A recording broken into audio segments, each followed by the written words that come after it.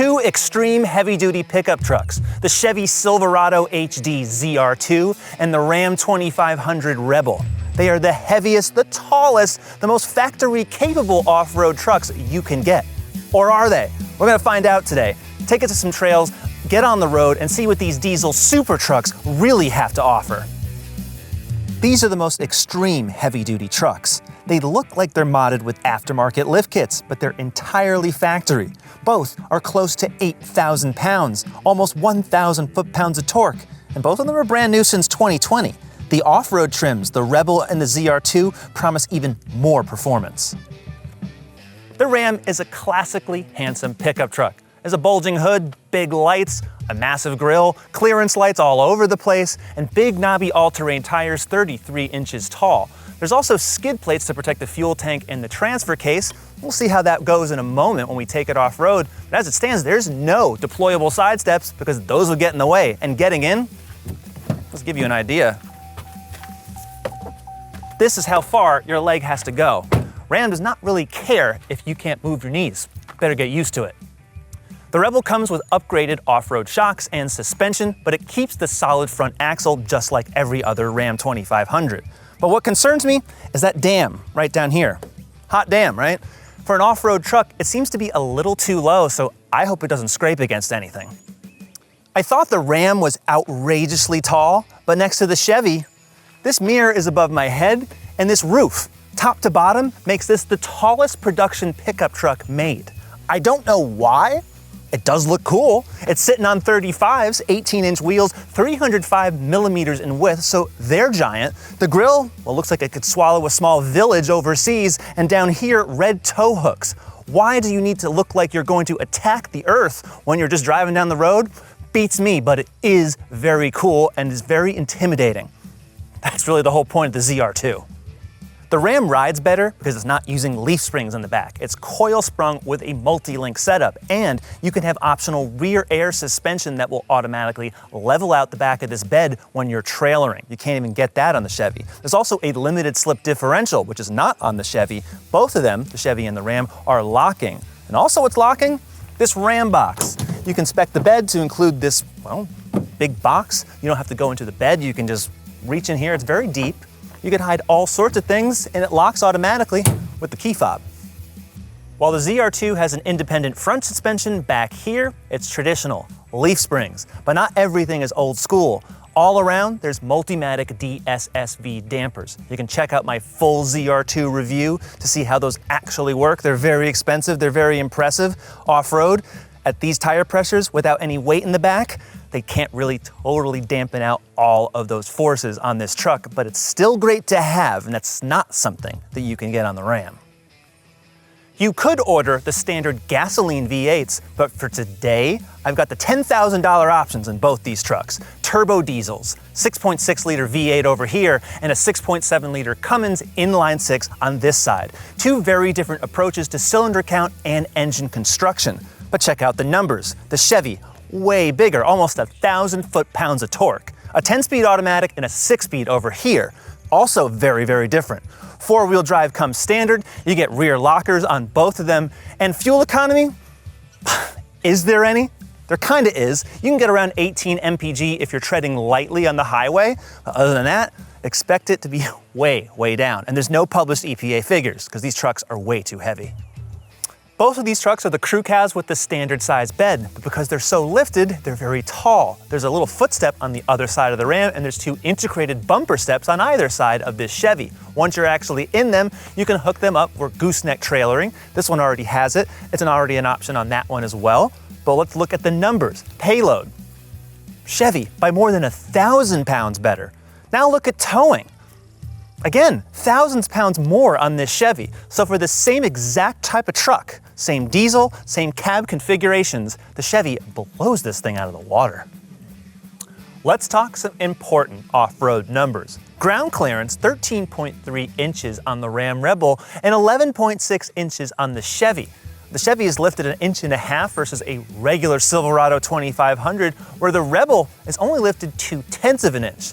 And let's look at the breakover and the departure angles. They're basically the same. It might seem like the Ram is the clear winner here, but check out the approach. The Ram, not even close. It's the Chevy with 32.5 degrees. Massive improvement over the Ram. And not even the Ram Power Wagon can top the ZR2. And the Ram Power Wagon, remember, which we've reviewed, that only comes with the Hemi gas V8, not a diesel. Some satisfying acceleration with the ZR2. And there's so many gears that you don't really even feel the shifts. It just kind of keeps downshifting and then upshifting again. Even with so many gears, it doesn't really trip over itself. And it does seem to pull a little harder than that Ram, which only has 6 gears. In general, I just like the response of this V8 and this 10-speed. I think it's paired better.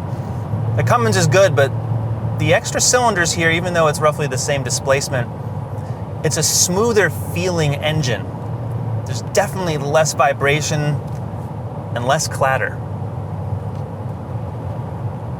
Both of these trucks have very knobby all-terrain tires, and by my ears, Silverados are just a tad quieter. I'm not feeling the hum like I was on the highway in that Ram.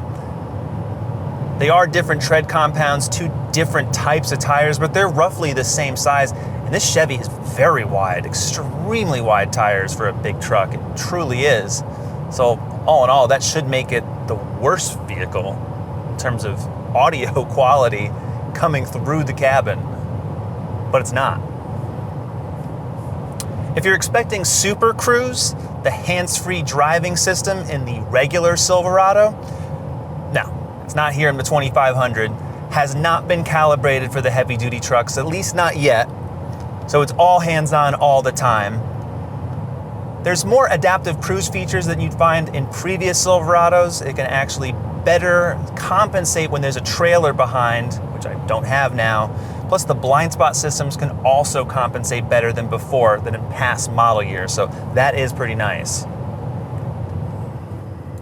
In terms of suspension, the Chevy has the more advanced front suspension. It's actually independent.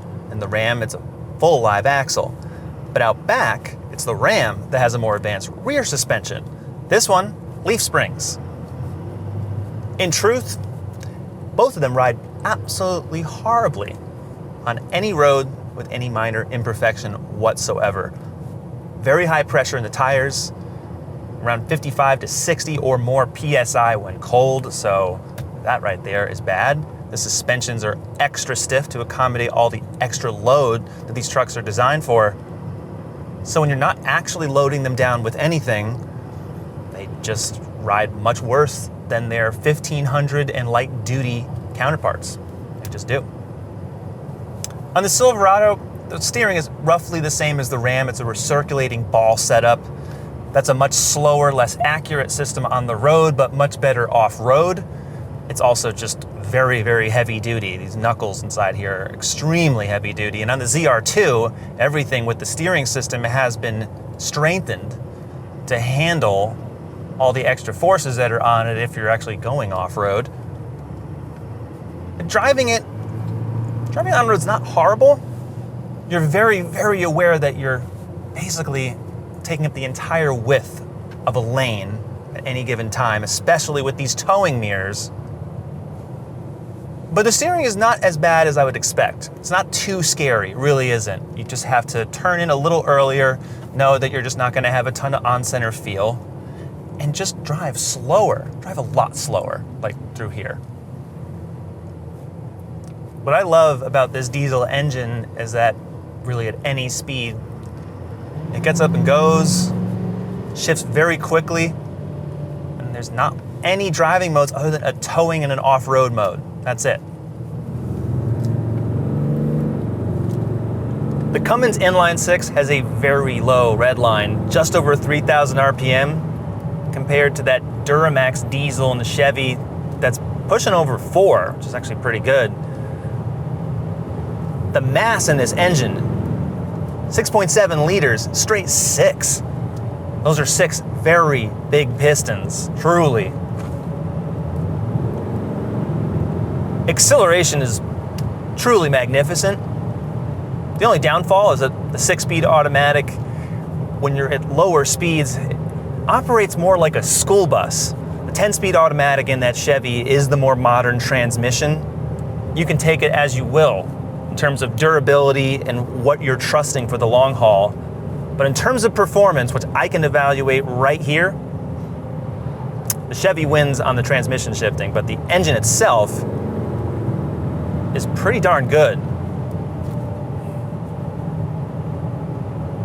On the highway, there's a lot more tire noise. Same speed in this Ram as the Chevy, and everything is just vibrating, so much more humming. You can expect that with all-terrains, but a lot of the newer all-terrains on these trucks and SUVs, they've been a lot quieter, so this is definitely among the loudest you'll find. The rest of the cab is actually very well insulated. The windows, the glass. It's very easy to take a truck like this and the Chevy on long highway cruises. Because aside from that tire noise, there's not much else really seeping through the cabin, which is impressive because these towing mirrors are extremely wide and they're not aerodynamic at all, and I can't hear anything whistling. So the driver assist on this Ram 2500, not quite as advanced as what you'll find on the Silverado. There's still adaptive cruise, you got the blind spot monitoring. What I do like is the fact that I can adjust these bottom convex mirrors with buttons here, and you can't do that on the Chevy. You gotta stick your hand out the window. Better mirrors for sure. The driving position for both of these trucks, you can see basically everything. And even though both of them have very big hood bulges, you're sitting so high that, well, you see above them all the time. It's just seeing in front of you when you're going at lower speeds, that can be the challenge. There's a little more slop in the steering on this Ram than there is on the Chevy, really just off-center. Again, they're both recirculating ball setups. They're not the typical rack and pinion that you'll find on ordinary SUVs and trucks. They're designed for heavy duty. This is the trade-off. But I did feel that the Chevy had a little more secure feeling, just on minor adjustments. I'm having to make more corrections here, while knowing that the Ram's tires are not always going to be pointed where I want them. The great thing about these trucks is that they give you the illusion that they have fantastic fuel economy. And to a point they do. Been getting anywhere from 15 to maybe 20 mpg on both of these trucks, depending on the situation. But the reason why the range is so high is because the fuel tanks are so large, well over 30 gallons. Just from the seat of my pants and my back, I feel like this Ram rides just mildly better on the road than the Chevy. The way Ram has this suspension setup, it definitely feels cushier on the road, on the same roads, same speeds I was driving with the Chevy. Yet it doesn't feel like it's getting out of control. So I think for suspension, this one is the winner. Brake pedal feel is pretty progressive, and thankfully it feels pretty secure. So the ZR2 is supposed to be pretty good off-road. The Multimatic dampers, all of the fun stuff. It's got hill descent control. And on roads like this, it does soak up bumps rather well. But it's still, there's a lot of bounce. And that's the problem because, well, it's heavy duty. So Chevy keeps touting about how good it is. But on the 1500, yeah, it is, because again, it's just a better riding truck in the light duty segment. On the heavy duty side, I really question why you would take this on any sort of rough trail, pavement whatsoever, because what are you gonna do? Right now it's fine because there's nothing in the road, but. So next up off-road, the Ram 2500 Rebel. Sounds pretty exciting when you call yourself a Rebel, when all you're doing is putting bigger tires on the truck. There's a locking rear diff, there's other nice things. And the first thing that I notice is that just like how the Ram rides better on the road, it's riding better off the road. This is just the more composed truck. I think both of them are way too wide and long to be of any actual use off-road, unless that off-road is extra wide and you're in like a huge field. But in most places, especially New England, anywhere where there's a trail, where there's actually trees and other things to not hit, I don't think these trucks are ideal at all. They're just way too gigantic. But if you're gonna take one of them off-road, it'd be the Rebel. The only time that becomes a problem is the front air dam, because it's dropped several inches for better fuel efficiency on the road, but the Silverado doesn't have that. So we're gonna see if we can actually make the same river crossing, because quite honestly, there's not a ton of clearance in the front. So the Ram Rebel isn't quite the rebellious truck it promises to be. That plastic trim covered the radiator shield, and while nothing was actually damaged, the fact that rivets popped out and it got underneath this bumper when it really, truly should have been taller off the ground, that really strikes me as odd, because the Ram has the higher clearance all around, but the Chevy has the superior approach angle, and approach angles off-road are truly what matters. The ZR2 has the nicer looking interior, not just with color, but some of the fit and finish. Although upper trims of the Ram 2500 look a lot better than upper trims of the Silverado 2500. I'm getting used to how nice Chevy is making its truck interiors. It never used to be that way, but the Silverado HD carries the exact same format. Big screens, tight panel gaps, enough analog switches and controls that everything is right at hand. I prefer the console and the bucket seats on the ZR2 versus the bench seat on that Rebel, and you can get bench seats, but really, this much deeper console here for storing all your stuff, and to me, it just looks better. There's gobs of headroom back here, plus all the amenities that you'd really need, USB ports, heated outboard seats, and this. Little hidden storage in either of these seat back pockets, kind of helpful. Really, this is really a down and dirty work truck. The Rebel feels a lot more basic inside, but it does have this old school basic feature, a bench seat with a lap belt. Haven't seen one of these in about 35 years, but it's there. And you can also get bucket seats as an option, so it is more versatile than the ZR2. Compared to the Chevy, the Ram's material quality is kind of lacking, which is surprising because upper trims of the Ram 2500 are really nice, but not here. I'm kind of let down by the quality and the stitching here, but at least the fit and finish are good. Even though they're both roughly the same width, the Rebel just feels a little bit more approachable in here. It doesn't feel like a giant wide brick going down the road. It still is, but from the driver's seat, it feels a little more approachable. The seat cushions are a lot more comfortable, and there's more cup holders, not just here, but down here if no one's sitting in the middle. The air vents are a little further and they're down toward the floor, but they're still there. There are heated rear seats on the outboards, power outlets, and speaker up here, a total of 17 on this Harman Kardon system. The Chevy has a 13.4-inch touchscreen that's running Google natively, so you get Google Maps, which look pretty good, although they're scaled down a little too low compared to what you'll get with Android Auto and CarPlay. Those are both wireless, of course, but having it natively in the system, it just works better. I think the technology is just crisper, the screen is just faster in general than the Ram. Plenty of settings as well, like you'd expect, but it's all really easy to adjust. And this third section over here switches between the maps. You get a clock, trailer status. It's just good looking, and plus, there's 14 different camera views, plus auxiliary trailers if you have that.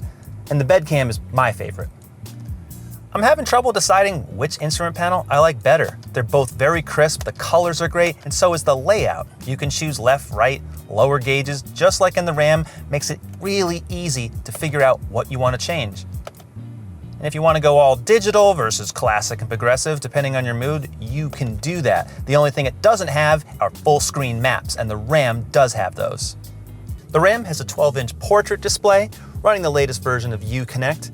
It's good, but it's not as quick as the Chevys, but there are plenty of cameras. That's what these trucks absolutely need. Tons of them, because you really can't see. It's absolutely so tall and big and heavy that these are a godsend.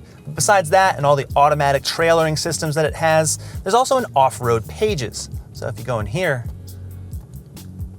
well, it'll show you more information once it loads, the steering angle, all the other gauges that you can get on the instrument panel, but at a glance, this is nice to have.